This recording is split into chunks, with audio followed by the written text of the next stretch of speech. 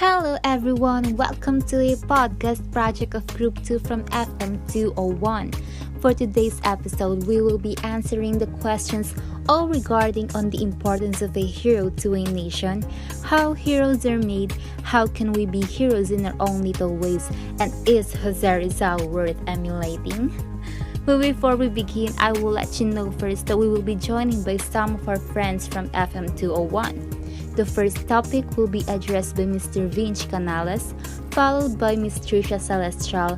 The third one will be acknowledged by yours truly, Christalyn Castillano. And the last question will be answered by Mr. Coster Troy Villanueva. I would also like to give credits to our editors Ms. Sharah Mae Buduan, Mr. Jomari, Buen, and to Ms. Lea Closa. The purpose of this podcast is to give you our thoughts and ideas about said questions, and the primary goal is to bring a new perspective to each listeners. Okay, so before I will have the chance to start chit-chatting and spitting out of topic stories, let us proceed to our real agenda for today, starting from Mr. Vinch Canales. Why nations need heroes? Heroes play an important role in the life of every citizen as they serve as role models, and they provide significant life lessons which can be applied anytime in our lives. Having a hero is also having a standard of qualities that you would like to possess. In this time of pandemic, where everyone is experiencing health crisis, financial instability, unemployment, anxiety, fear, and other dilemmas, there will be always a person out there who will take actions to build a better world and make life much easier with no greed, hate, injustice, and fear. A nation needs heroes because aside from being influential, uplifting, and inspirational, these people are showing bravery and leadership that can inspire the next generation. People can imitate the best characteristics that heroes have, particularly the love for the country. Heroes serve as symbols of hope for the land.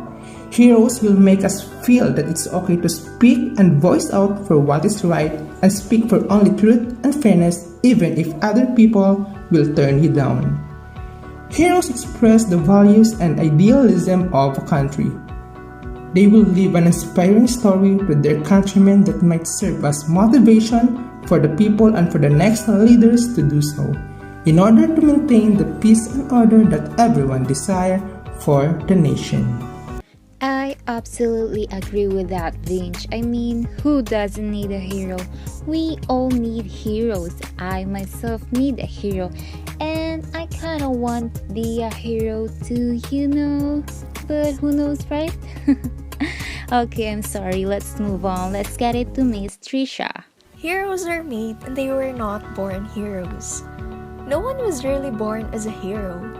These people are being shaped by all of their experiences and observations throughout the years. They're just like other people who were born as a child with no knowledge about something. But the things that are happening in society, the teachings from their parents, and the environment itself are some of the factors that unleash the characteristics of being a hero to certain individuals.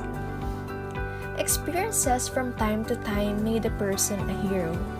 It manifests them the capability to see the setbacks and problems and to take an active part in solving these problems without asking something in return.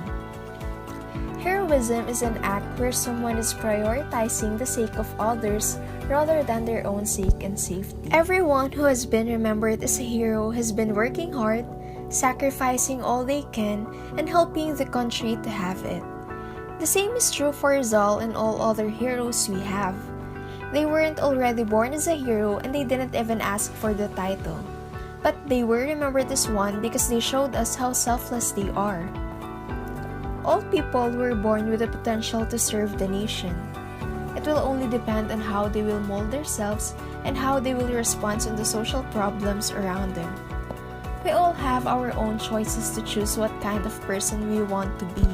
And those people who chose to be a hero of their time will always be remembered as exceptional and courageous in facing the harsh reality of the world with their will to fight for what is always right. Clearly, Miss Trisha, even Captain Barbell needs his barbell. and Darna need to swallow a stone in order to transform themselves to a form of a hero. Well, that clearly states that no one was born as a hero, right? But judgments aside, let's move on to what Miss Christalyn has to say. How can we be heroes in our own little ways? We can be a hero in our own little ways by simply doing our responsibilities as a Filipino, such as following the law implemented by the government, paying the taxes, helping the people who in need, and be a contributor of peace and order. An individual doesn't need to die first before he or she can be called a hero. Acts like supporting and sacrificing for others, listening, and becoming a voice for those who cannot speak for themselves is an act of heroism. Being a hero is about helping others and endeavoring to make a difference in other people's lives. A small act of kindness can be a heroic act and can impact someone's life. Let's start with ourselves by doing some little act of kindness and courage to fight the injustices. Try to assess your skills and improve on what you are good at to make a better world. Someone who does something that can benefit others in any ways with the practice of showing moral values can be called as a hero. Little things always matter. You can consider some of the things you are doing as a small action, yet for someone else, these actions can make their day a little bit better. Because sometimes doing the smallest yet nicest thing to those around us are enough to call us heroes. We can be heroes by being someone who is unselfish and determined to help others without a want of reward. All of us can be considered as heroes once we know and aware of our limitations and our obligations, as well as knowing our roles and purposes in this world.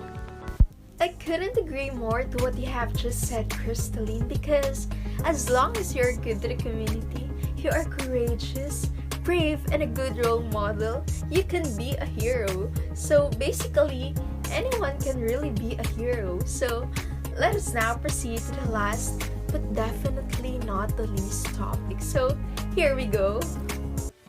Dr. Jose Rizal is a genuine depiction of not only a leader but also a hero, as he inspired us not only to become a good student but also to be a true Filipino.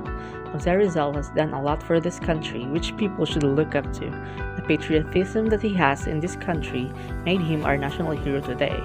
His courage to fight the tyrants without any violence through books and stories that he made ignited the heart of every Filipino people.